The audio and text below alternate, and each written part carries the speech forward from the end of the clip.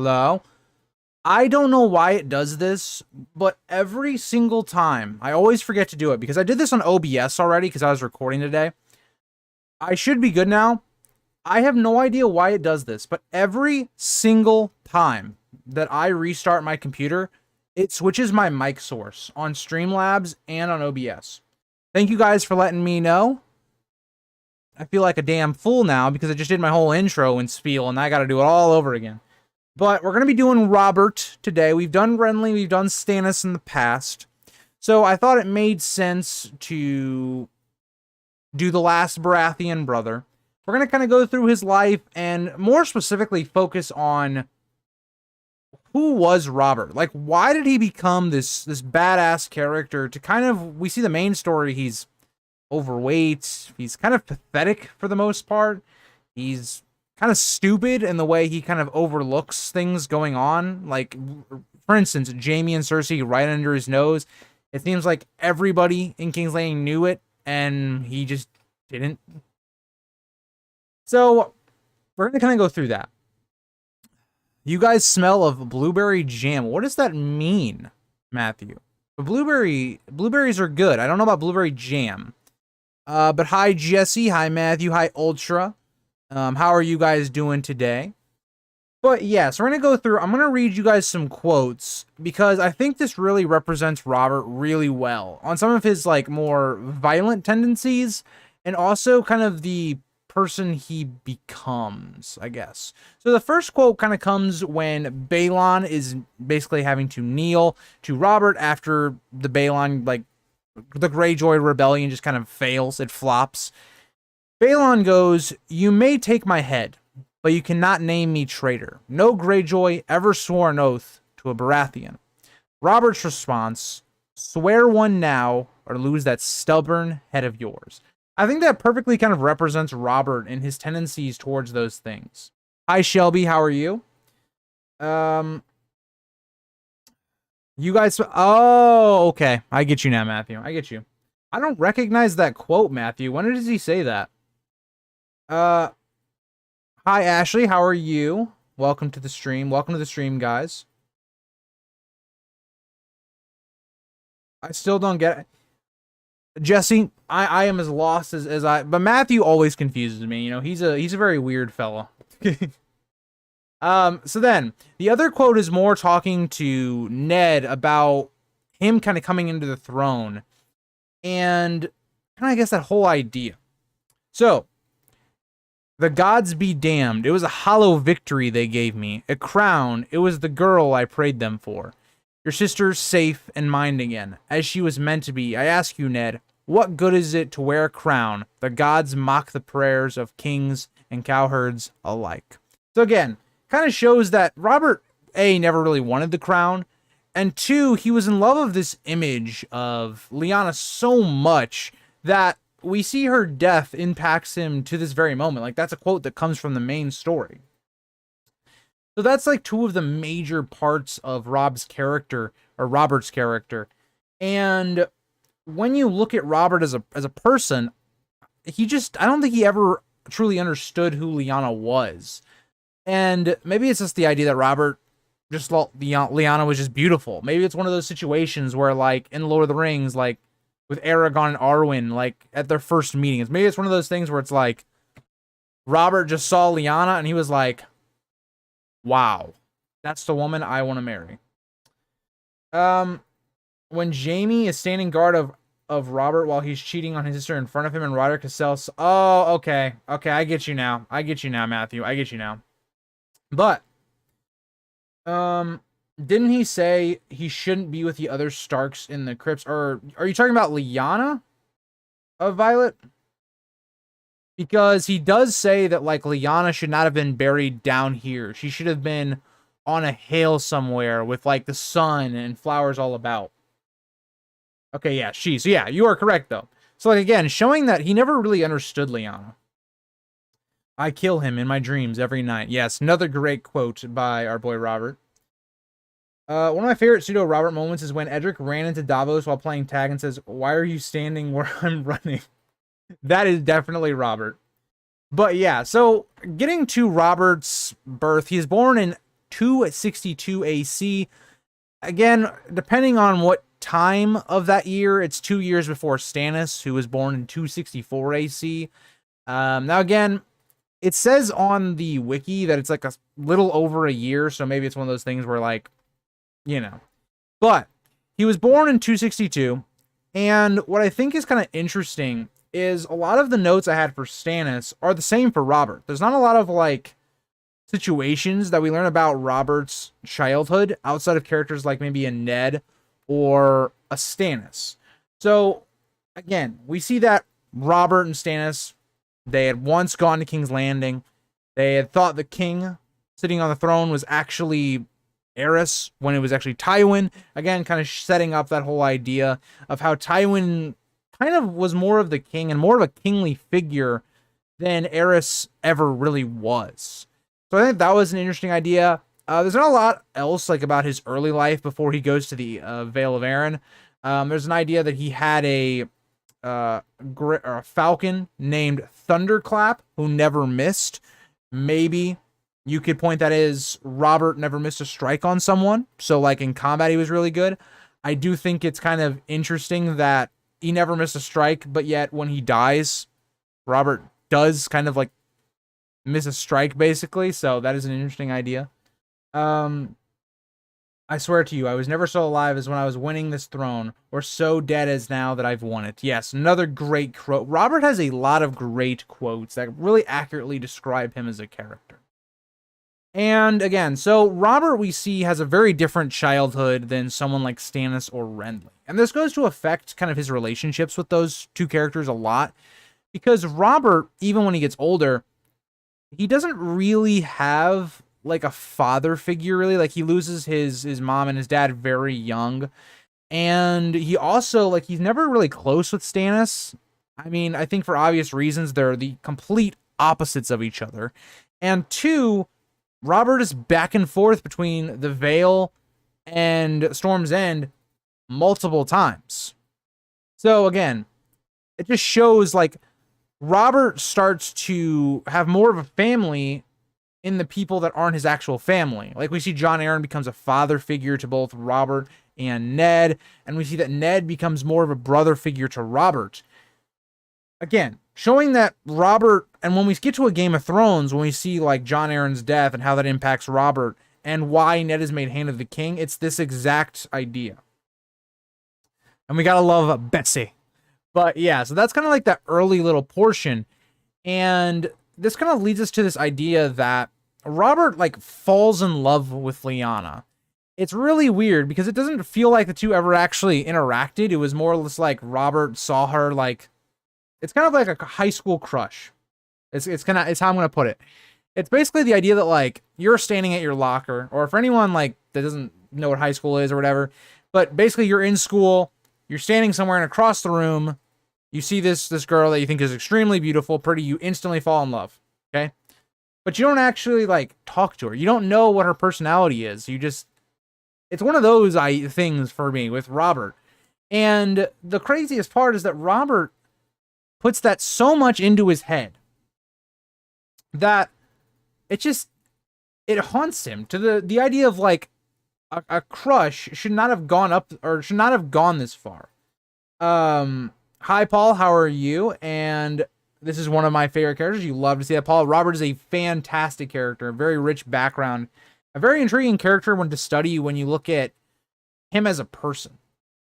But moving on, so basically what ends up happening is Ned's father, Rickard Stark, sees this. And again, he's being motivated to make a bunch of Southern alliances, right? One of the things that I think leads to Aerys and his paranoia is this idea that, yes, there is a growing power outside of like the Targaryen and the like Dornish kind of alliance that's going to happen a little bit later, is this idea that the North is now going to wed the Baratheons. We're going to see a little later that, again, the Vale is also going to get in on this alliance.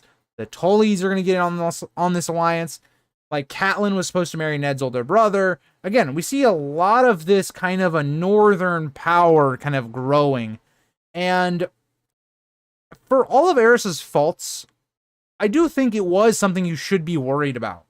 when a large contingency of the Seven Kingdoms is kind of growing into their own little thing. And something else I wanted to note, I kind of forgot to mention this. When Robert's parents die, what I think is really interesting and tragic is when you think about it, Robert's parents die because of Rhaegar, more or less. Because Aerys sends Robert's parents off to look for someone for Rhaegar to marry.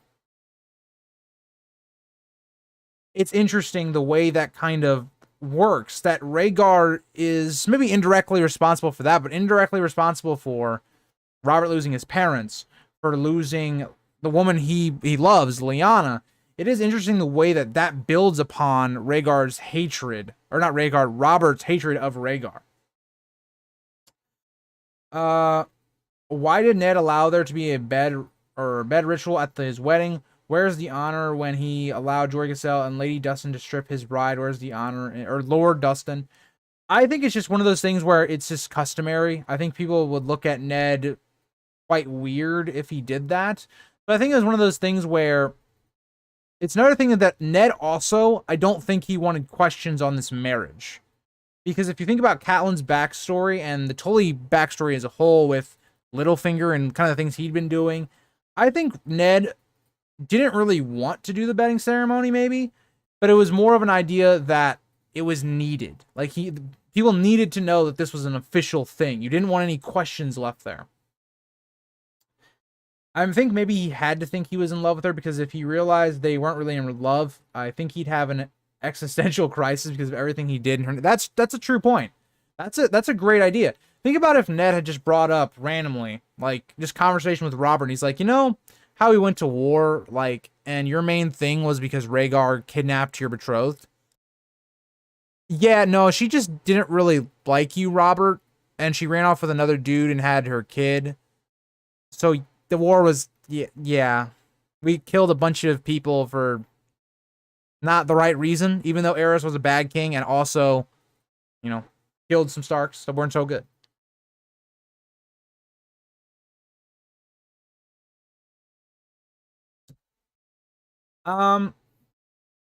Do we really think that's what Lord Stefan was doing? I've always wanted.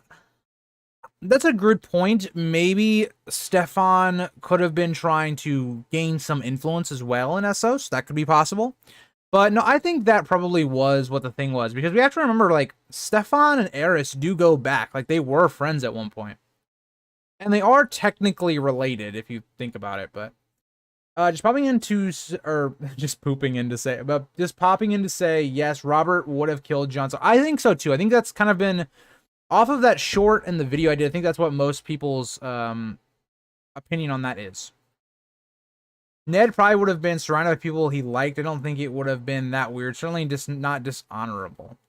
It's a weird thing because Catelyn kind of notes at, like, the Red Wedding, like, how it was, like, it does make a woman very nervous, which, again, I would definitely see why. So, I don't know, maybe from Catelyn's perspective, she would not have wanted it, but from Ned's, maybe he, like, just didn't see a problem with it. I don't know. Hi, Casper, how are you? I don't know why Robert is so beloved. I hate him in a Game of Thrones. He's so weak. So, Robert, I like Robert because of the character dynamic and his character growth as he goes on. But he's not one of those characters that I like. I think he's a great, like, meme of a guy. Like, you know, he has some of the best lines in that book.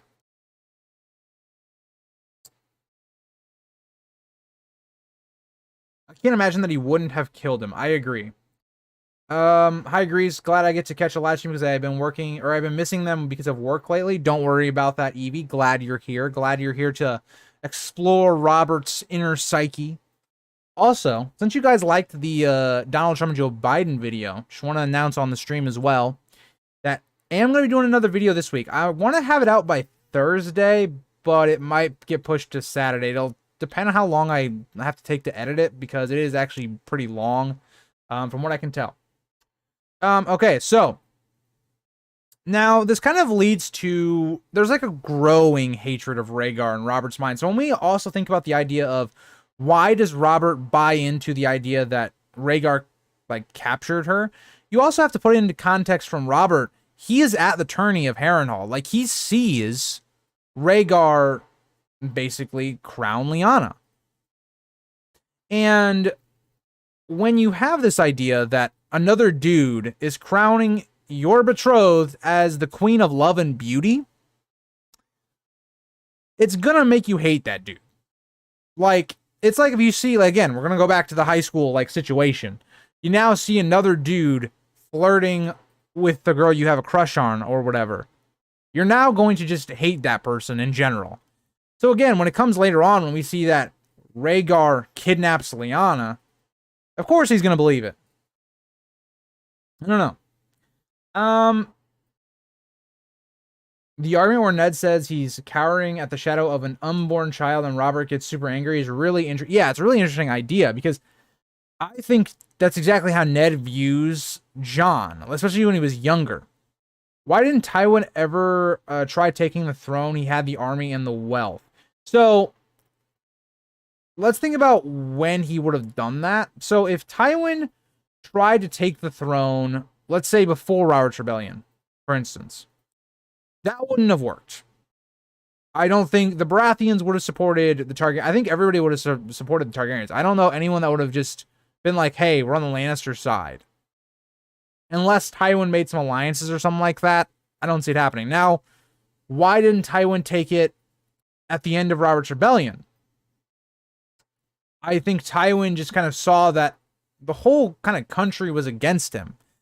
And also, he had just pissed off the Dornish as well. So like, at this moment, this is the thing that I think is very important with Tywin. Tywin didn't have any friends. Like, he had no allies, really.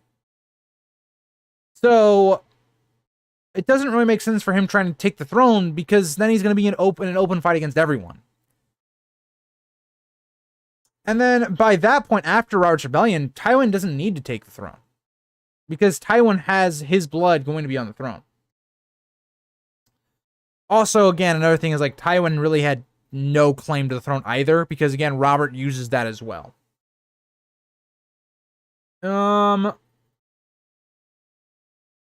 Even Brandon Stark was pissed off about the crowning. Oh, yeah, he was massively pissed. Elia deserved better. I 110% agree. She deserved much better than that clown. I think that's something that's very telling about Robert's character is that after Bran's fall, Robert sits with Ned all night by Bran's bed and doesn't even sleep. Yeah, and that shows, again, the friendship between the two. Because even Robert privately were told they should just kill Bran, like it'd be a mercy. It still is a big show that Robert specifically stays to comfort Ned and Catelyn for a while. So that's a nice thing.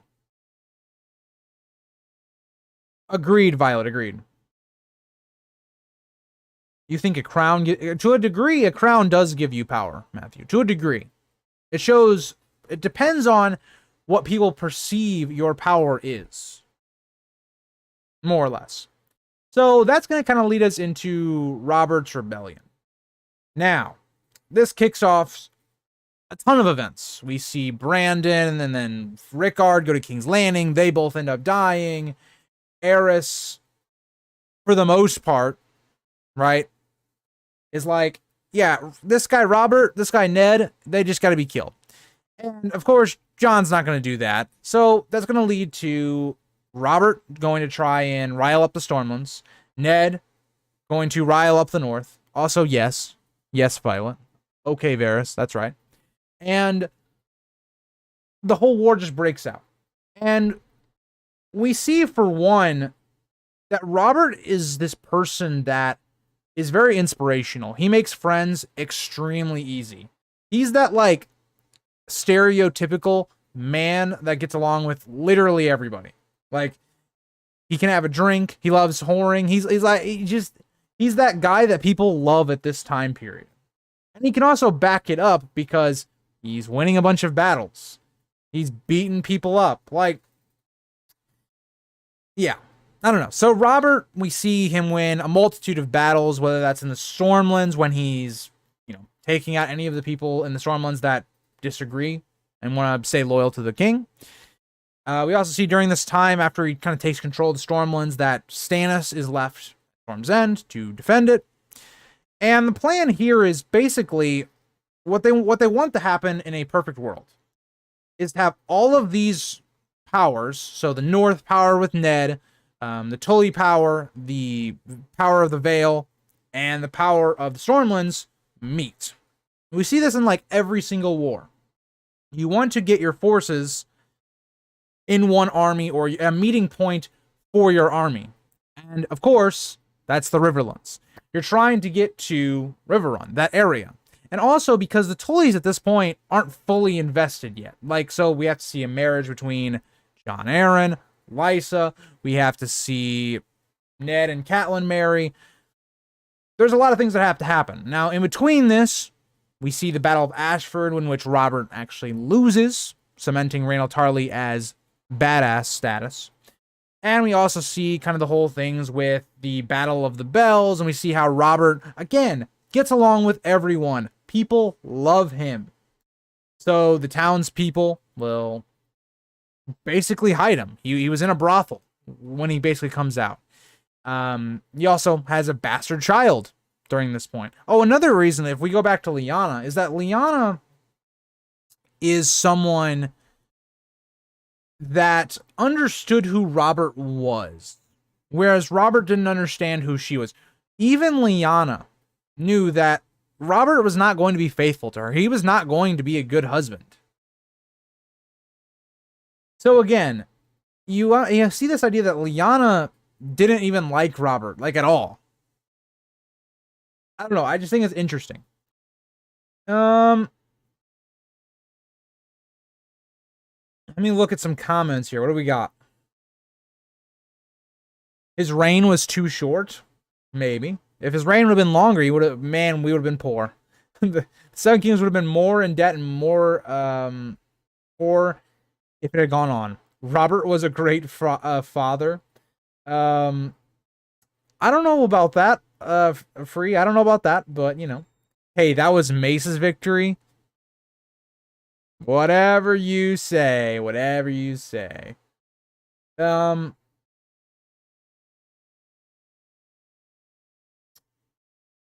Is R'hllor the Great Other himself? So I think all of these elements that we see of power, right? We see this with the Ironborn and their faith, or the Red God. I think they're all aspects of probably the same power. And so when you have that, I think there are misconceptions within each religion. It's probably how I would look at that. Stannis holds Storm's End while it was under siege and almost starved to death. Bobby B. Great job, Ned. That is the Robert. Yes.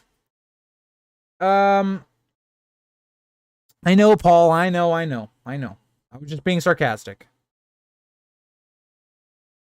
I definitely agree with you on that, Violet. But more or less, Robert escapes the Battle of the Bells. Whatever. They all meet up. They do their thing.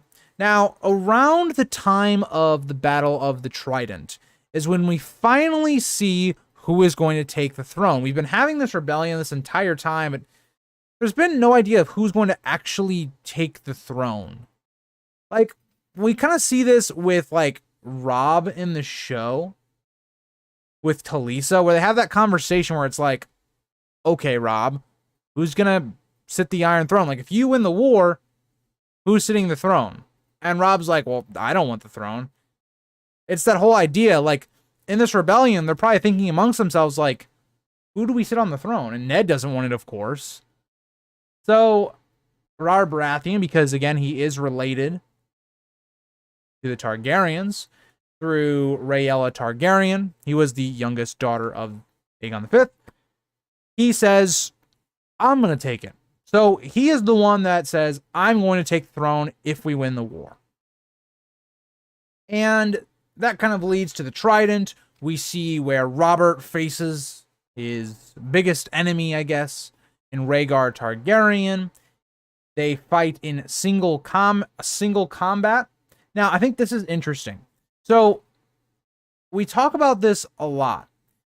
Is Robert's situation during this battle, because I brought up the point that if Robert is like the best fighter in Westeros, how does Rhaegar, who's someone that is not one of the greatest swordsmen or warriors at even this point, how does he severely injure Robert to the point where Robert can't even lead the army to King's Landing?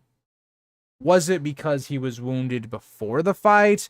Was there some foul play involved?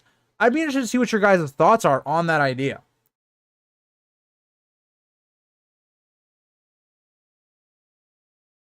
And one way or another, Robert takes out Rhaegar. He shatters him. Takes a blow basically to the chest, or Rhaegar does, with his warhammer. And that pretty much destroys the entire battle. Because it's one of those ideas that your leader's taken out and the army disperses. They're leaderless and they break down. Maybe Robert was drunk. Possible, Casper. Maybe he was a little drunk. I don't know. You know who Robert kind of reminds me of in actual history? He kind of reminds me of Ulysses S. Grant. For Americans or people that know a lot about the U.S. history, Grant was somewhat of an alcoholic as well. Or not somewhat, he was, but he didn't, like, he was also a great military commander, and he also had, like, kind of the same approach to warfare as Robert. I just kind of thought about that as, like, they're two very similar, like, people. They also, I mean, another similarity, Ulysses S. Grant becomes president, so that's another interesting idea. And we see this idea where we see another quote. Let me do another quote about Barristan. So this is a quote from Robert to Roose Bolton about what to do with Barristan, because again, Barristan had been injured at this battle, and there was some debate on what to do with him. And Roose Bolton was like, we should kill him and all this stuff. And Robert goes, I will not kill a man for loyalty, nor for fighting well. So again, that is how that is treated. Ulysses, yes, he is a very underrated president. I am someone that I think that's weird because I think the way his presidency is taught makes him like a really bad president. And he's someone that if you look at like historically with like historians and stuff like that, he has gone up as a president, like as we've gone through history. Time has been very kind to him. And they're very similar. Like if you even look at like their presidency and Robert's becoming king, a lot of corruption. The two themselves were not exactly involved in. Like Grant was not involved in any of the corruption in his presidency. Robert really wasn't involved with any of the corruption during his like I'm trying to reign, I guess. So again, I don't know. I try my best, Dirty Dan. Drugging him to enhance his abilities past his physical limits, raising him like a pig for slaughter while leading him to believe it's for love. Possibly turning him into oh boy. So underrated as a military commander, I meant. I agree. Robert was just AFK. Yeah, somebody unplugged his controller. He was AFK for a second. But yeah. So again, we see a couple things of the fallout of Robert's rebellion when Robert takes the crown. One, we talked about this during the Stannis stream. And again, it kind of shows the divide between Robert and Stannis, where Robert gives Stannis Dragonstone. And I also just realized that Ashley was talking about Naruto, but you know, it's okay. We got a couple of weebs in the chat. It's fine. It's fine. I'm joking, by the way. I'm joking. But we see this idea that Stannis sees this as a slight, whereas Robert, if we go inside of Robert's mind, is this a slight? Stannis would is the heir of Robert at this point, and two, Stannis, we know, is a hardened man. He can hold something like Dragonstone, where, again, we've talked about if the Targaryens were going to launch another invasion, and if it was going to be soon, you would think it probably would come from Dragonstone. It's where Aegon, you know, like, basically launched his whole thing from. It just makes sense. So, again, I don't think this was meant to be a slight to Stannis, but it also at the same time could have been. We just don't really know. So another point I wanted to bring up that I think is very suspicious. I've wanted to do a video on this, but I don't exactly know why, or maybe not why, but what went on between Jon Arryn and Doran Martell. Because there's this weird idea that Doran is going to start, or I guess it's more Oberyn, was going to start a rebellion in the name of Viserys. And Jon Arryn goes down there, and all of a sudden, when he comes back, everything is fine. What took place in this talk that everything just settled down? Was it one of those things where Jon Arryn's like, what are you guys doing? I mean, you're going to be by yourselves, Dorne, against the rest of the kingdoms. You just can't possibly win the war. Also, you're putting up one of the greatest fighters at this time versus a boy. Maybe that's what happened here? I'm not sure. Like, I'd be interested to see what your guys' thoughts are in the chat. What do you guys think went on with Jon Arryn and Doran? Was it just Doran's nature that he was like, I don't want war, we can't win the war, and seeing it logically? That could be possible. Or was there something else going on here? We know for a fact that Robert never visits Dorne. So I think it's interesting the way all of these slights happen to Dorne, and there was about to be a rebellion, and then Jon Arryn just goes down there and everything's cleared up. I've always found that very suspect of what actually happened there. Hopefully in the future, whether this be through like Arya Hoda or some sort of POV with Doran, that we get more of what actually happened in those talks. I could see that, Joanna. I could definitely see that. All these secret communications with Dorne, the situation, and the Dornish letter to Aegon, I need to know the details. I agree, Violet. I want more details. But yes, Jon Arryn is a very sus individual. For like how much he's talked up by Ned and Robert, he's a very suspicious guy. Also, Westerosi despise Dorne and Dornish people in general. Agreed. So again, a lot of things that I think are a little weird. Now we also see another kind of rift. We've already talked about how Robert kind of upset Stannis. During this time, we see that Robert doesn't really have a problem with the way the Lannisters treated King's Landing or the remaining Targaryens in King's Landing. He was pretty much completely fine with Rhaenys and Aegon being killed, innocent children, and Elia being killed and presumably raped as well. So again, this is a massive rift that comes between Ned and Robert. And also the big point of this as well is that Jaime kills Aerys and is not punished for that at all. Where Ned thinks he should be stripped of his cloak and probably sent to the wall, none of that happens. So again, we see how Robert is willing to have some morally not so great things happen for, in his mind, the greater good. Right? Because in his mind, if those children are dead, you're again eliminating more possibilities of a Targaryen uprising. Robert is trying to avoid what plagued the Targaryens for years, of the black fires constantly coming back up. That's what Robert's trying to avoid. And also, he just fucking hates the Targaryens. Like, we've talked about this with Ned, right? In Ned's chapters, in his early chapters, Robert specifically states he will kill every Targaryen he gets his hands on. Robert is a terrible king. I completely agree, Holly. Maybe Jon Arryn was going to arrange a marriage alliance with Dorne and one of Robert's bastard son to go against the Lannisters? Possible. I watched a lot of A Song of Ice and Fire videos from content creators. The last few weeks, I really enjoyed them as a viewer, but sometimes I couldn't help the feeling.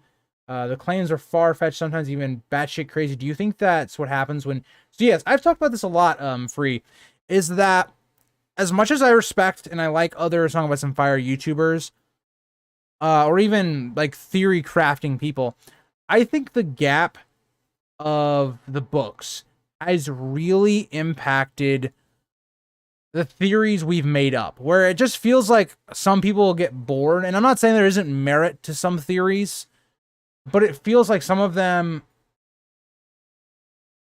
just are there to be there because they're different, right? Like, I made a, so if any of you guys watched the Trump and Biden one, I made a joke with like the Ned and Ashara thing where it was basically like, oh, I don't want to accept the normal theory. Let me make like a edgy theory. That's kind of how I feel a lot of people are at times. And don't get me wrong, if you believe Ned and Ashara, that's cool and all. I think it's like really out there just based upon the way the show presented. Like, this is the thing I cannot get over for people that like Ned and Ashara theory, or not like it, but who believe it. It's the idea that George quite literally was involved in the show very early on, and if Ashara was supposed to be Jon's mother, why was she never introduced at all? It doesn't make any sense. Ashara is not name dropped a single time in the show. And also the big question was, George asked D&D like who Jon's mother was, and they presumably answered it correctly because they got the show. But I don't know. We're not getting into an Ashara rant. I always go on these rants, and I just I gotta pull myself back a little. He literally hired the Mountain as a reward. Yeah. That's true, Matthew. Robert doesn't care about honorable or politically good action. Agreed. Also, the Rhaegar's kids that might have added to resentment, even though these kids agreed. That's another great point. I think Jon Arryn caught Doran or found out Doran was giving Daenerys exile in Dorne in exchange for keeping Robert ignorant. Dorne, I could see that. That makes sense. That makes sense, Ashley. Most fans only read the books once and move on with their life. Chinfil gets worse the more rereads you do. I can definitely like see that, Jesse. I will say though, with this series specifically, I think it's good to reread more than once. Because personally, there's a lot of things you don't pick up on. I'm on like my 6th reread of the series, and there's things like I just forget. Like there's just things that I'm just like, I completely forgot this happened. Because it's such a large, like, series. Do you think Robert felt foolish when Ned returned to Winterfell after the war and Jon cared about the position of hand and didn't want to fix Westeros, and he found himself surrounded by lions? I don't think Robert felt foolish, no. But maybe, I don't know. Maybe I hate you, Jairus. Maybe.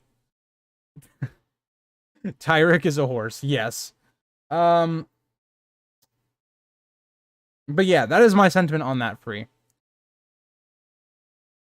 This character is a horse. No, Tyrick is definitely, as he's referred to on this channel specifically, our boy Tyreek Lannister is a horse. He's not, his name is not Tyrick. It's Tyreek. There should be another E in there. George just forgot it. Okay? And that kind of continues us on. Robert eventually gets married to Cersei. He didn't really want to get married again, but the realm needs an heir. It's the big thing. If you learn nothing from House of the Dragon, having an heir is good. If you don't have heir, bad things happen. But yeah, so they marry. There's some fucked up stuff that happens here. Literally, on their consummating their marriage night, Robert literally whispers Lyanna into Cersei's ear. Not a good look for Robert. Not a good look. And from there on, the relationship was just doomed. I mean, could you imagine that? You're like getting married, right? And you know, the guy or the girl or whatever you're marrying, and you know, you're having your first night and they whisper somebody else's name. Oof. That's all I gotta say. And yeah, I don't know. It's a really bad relationship the two have. Cersei's not a good person in general. Robert's got a lot of PTSD and some things going on. So, you know. And that's just kind of how this marriage goes. It kind of pushes Cersei even more towards Jaime. The two have a relationship. right under Robert's nose, by the way, because he's just oblivious. And Robert, quote unquote, has 3 royal children. We know they're not his. And yeah, that'll kind of lead us towards his actual reign. Robert killing Jon Snow in his adult years. That would be a little bit more interesting. Like if Robert figured out Jon Snow was a Targaryen later, like in his life, what would he do then? That'd be interesting. That is fair, Mar. Does anyone else find it kind of selfish that Robert kind of made the rebellion all about him? The Starks were the most wronged party, but everyone rallied to under. So the way I look at that situation, Josh, is that I don't think Ned wanted the war to be about him in general. And the war technically was still about the Starks. Like the whole like rallying call was Lyanna being captured. That was kind of the big rallying call.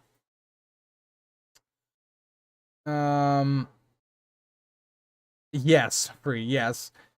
So if you find out he's a bastard, he would be Tyreek Hill.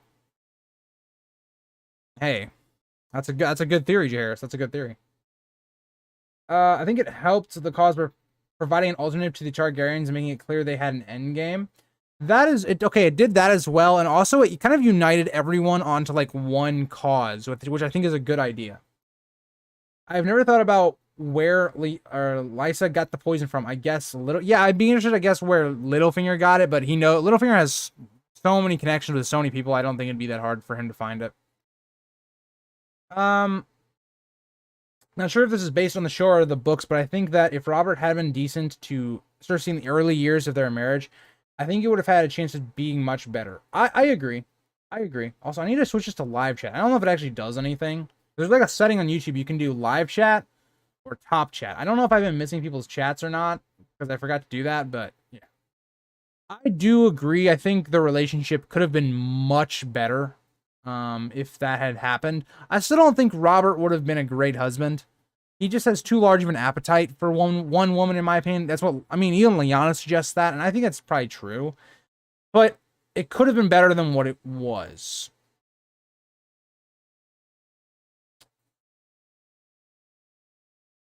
That is very possible, Ashley. That could be how. I don't know. I'm not sure.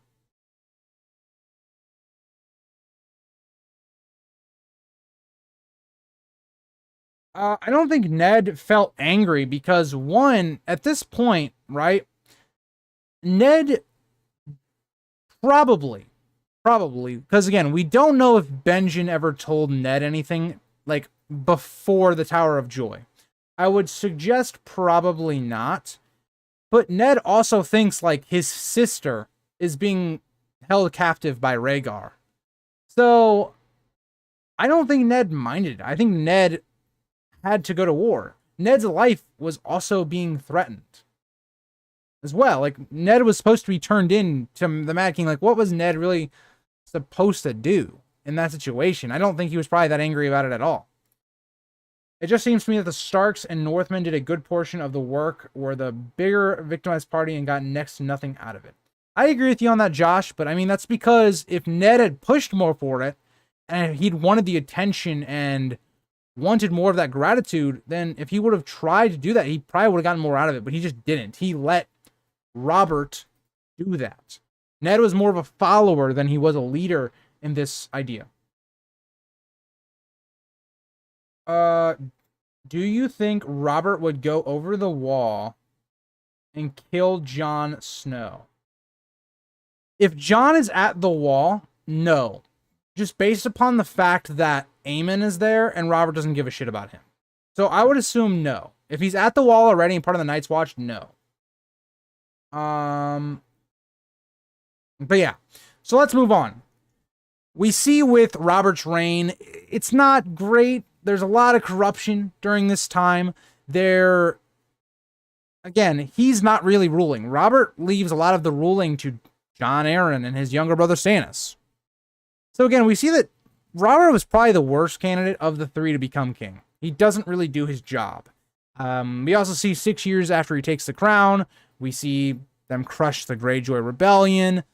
Again, really bad rebellion, especially the Greyjoys going off basically by themselves.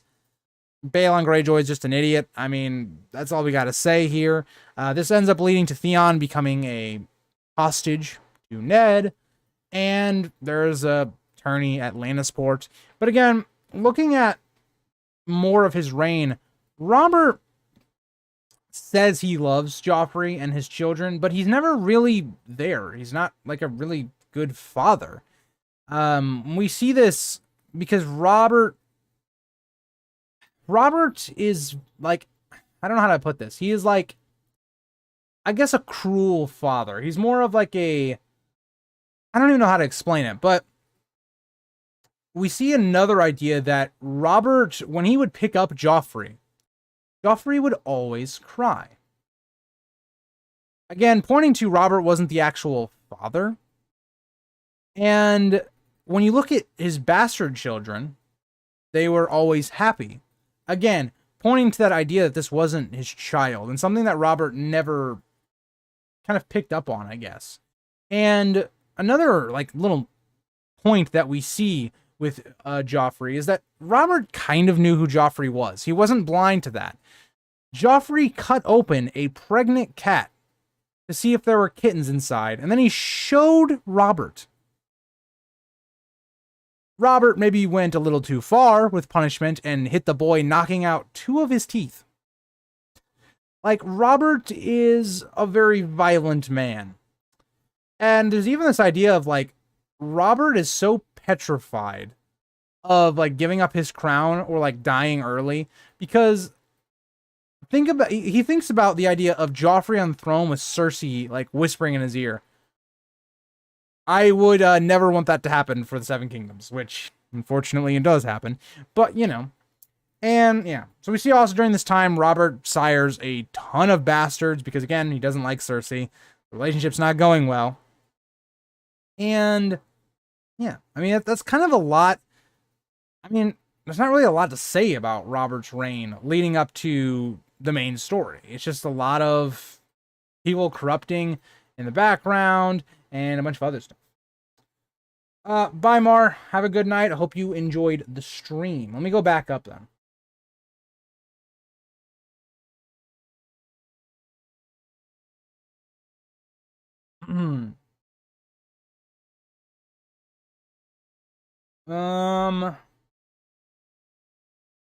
That is a great point, Violet. What words did I just say? Violet, on your idea of why Ned went into the war. A stupid rebellion, then. Exactly.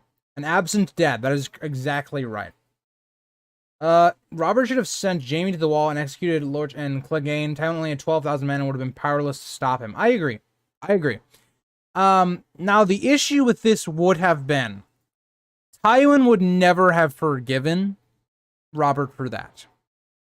And I think Tywin would have kind of found himself in the same role as he was with Aerys, where I don't know if I think Tywin still would have married Cersei to Robert, but I think he would have been working to overthrow him, just based on that. Because again, you have to remember, Jaime is the golden child. He is Tywin's favorite kid. And you've just now sent him to the wall, which is even worse than the Kingsguard for Tywin, because, you know, obviously. So again, I don't know how that would have gone for the future. Robert was a good father to his first bastard. This is true. That is true, Paul. That is true. Marcella and Tommen did come out pretty good.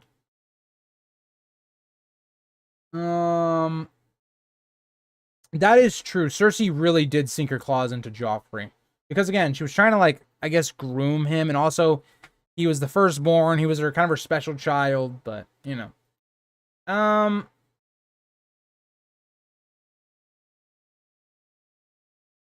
think you guys are true, though, on he wanted to bring her to the Red Keep, but I don't know, actually. Let me see if I can find some information. Let me look it up real quick.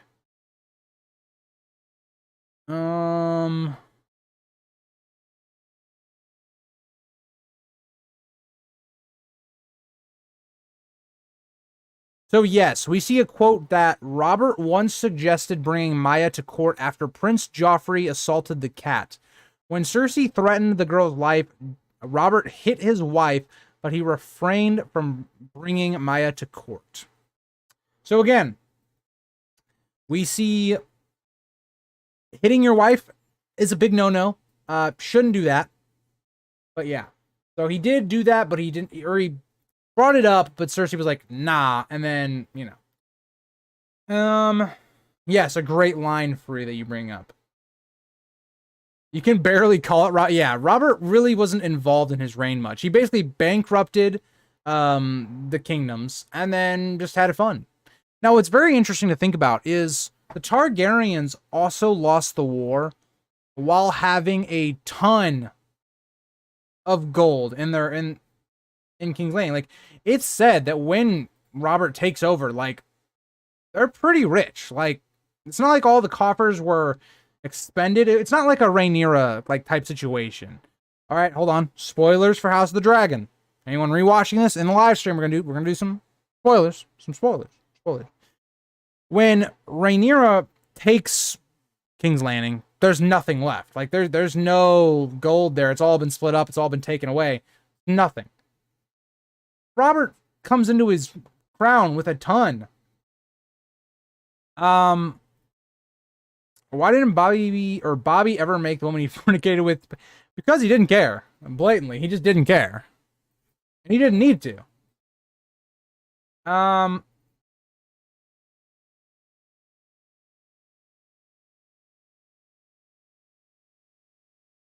Maya will marry Sweet Robin and be queen. Very interesting. Also, I usually have my other Star Wars mug for the streams, but I have this one. It's like a Han Solo, and then there's like Boba Fett on the other side. So, pretty cool, pretty cool. I need to get a Game of Thrones mug. Or Song of Ice and Fire mug. But, I'm trying to see if there's anything else I want to talk about before we get to kind of the main story. Okay, I guess another big note is that the Valyrian steel dagger that we actually see in the assassination attempt against Bran, this is actually gained by Robert when he wins a bet with Lord Baelish. Baelish bets on Jaime and Robert on, I guess, Tyrell. Or not, what did I just say? Loras Tyrell in the tournament, and eventually Loras wins. So that's going to kind of lead us into the main state of Game of Thrones. By this point, Robert is a vastly different man. He's fat. He's kind of pathetic. He really doesn't care about his life. He even notes, like, there's another quote. Let's bring up another quote here. There's another quote that comes straight from Robert. And this is how we know he recognizes his reign wasn't very good. Robert says, the realm knows what a wretched king I've been, bad as Eris, the gods spare me. That comes straight from Robert. That's how he views his regency. And I don't even think Robert fully understands how bad it actually is. It's even worse than he thinks it is. But yeah. I wish Robert had become the Sellsword King. Yes. We should have a alternate timeline where Robert basically becomes like the Duncan Egg, but it's like Robert instead. It's Robert in a different timeline. It's Robert and it's Aegon, Rhaegar, and Elia's son. And then they're just traveling around.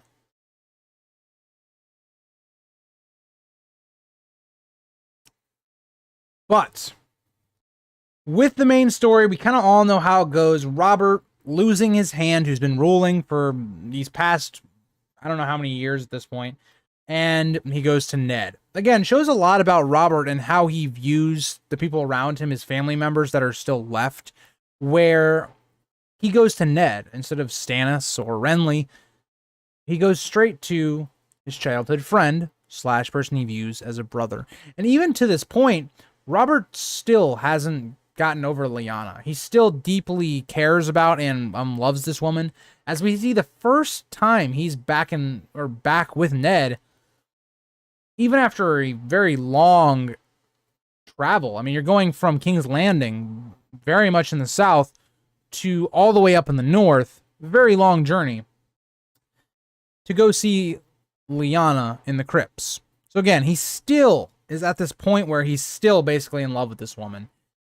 And again, we see where Robert has some of these moral complications. I made a video. It's one of my favorite videos I did on the channel. I did a very long time ago.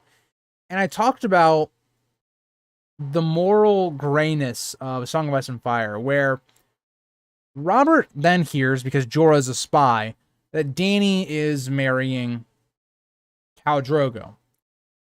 And Robert instantly wants to kill her. She's done nothing to this point outside of just marry Khal Drogo. She's done nothing.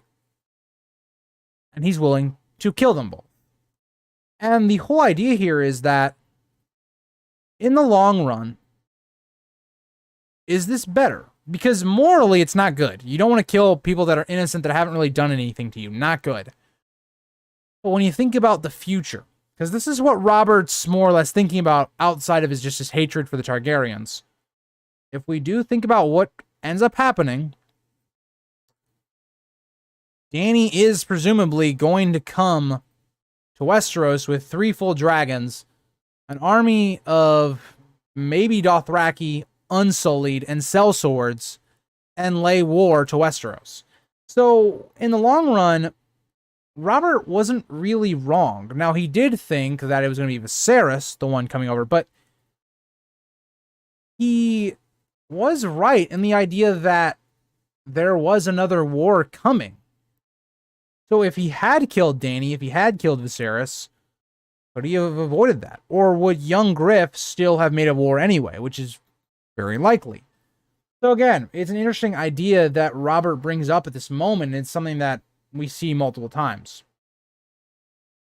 Robert don't even know her. That is damn straight, Holly. He didn't know her at all. Robert ended up being right, maybe not with the details, but with the concept. Exactly. And yes, Josh, you are right. Aerys had a surplus in the royal treasury.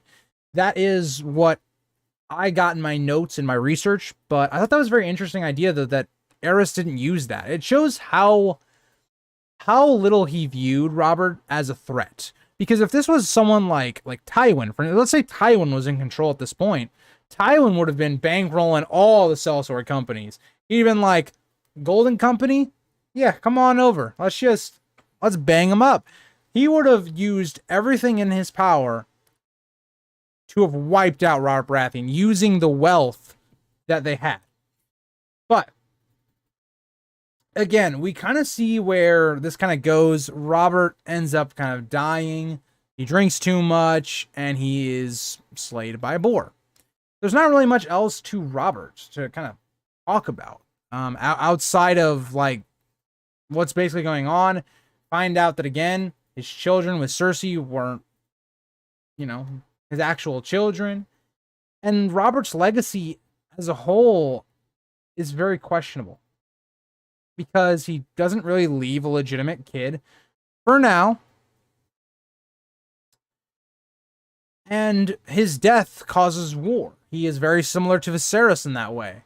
Where, because of what happens after, it doesn't matter that the kingdoms during his reign were actually doing pretty well, right? Even though, they were bankrupting themselves, it was a very peaceful and good time during Robert's reign. What follows is, again, another one of the more bloodiest conflicts in Westeros history. And that's kind of how he is defined. Now, in the future, we could see this change. Maybe Robert's legacy will be upheld by Edric. Maybe Edric becomes legitimized, he becomes a Baratheon, and he is the one that carries his father's legacy of him. And then the Baratheon legacy as a whole. If we even kind of look at Edric, he is very similar to Robert in the way he looks. Exactly, Josh. Exactly. Would not have to deal with dragons if she does when he wanted her to. Exactly. Let's assume Drogo lived and he attempted to cross an narrow sea with the Dothraki army. Crown's navy would have smashed them at sea because they're not sailors. Agreed. That's a great point. That's something I think Dany doesn't even consider, is that if she gets all these ships, right? who's going to man them? Are they going to pay for a bunch of, I guess, slaver ships? Are they going to pay for a bunch of people to man these ships? Because the Dothraki can't man them. It's an interesting idea you brought up there, Ashley. You ever made the 8, Sir Barristan? Oh, boy.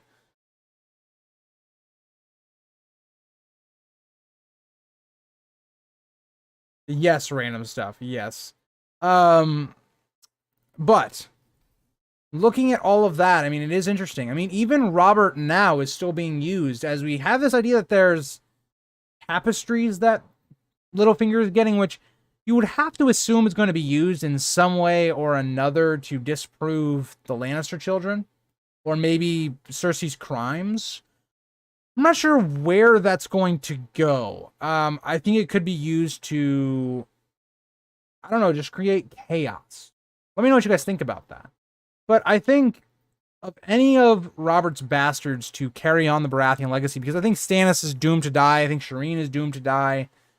I think it comes down to Edric, and I think Edric could be made a Baratheon multiple different ways.